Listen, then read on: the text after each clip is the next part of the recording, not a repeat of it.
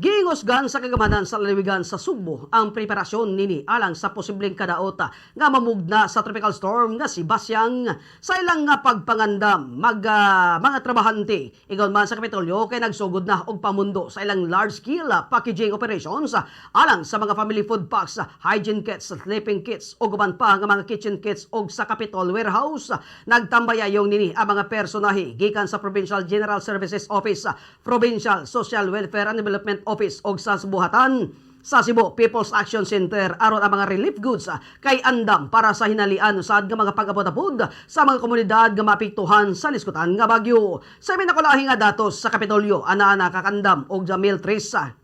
ka mga family food packs, 1,000 sab ka mga hygiene kits o adunay 3,500 ka mga sleeping kits o adunay 1,500 sab ka mga kitchen kits. Padayon ng Kapitolyo sa Sugbo sa pagpalig-on sa kanaandam nini aron nga masiguro og organisado og paspas nga tabang nga mga sampiton sa mga Subuanon karon kung adunay bagyo usad nga maygo sa probinsya.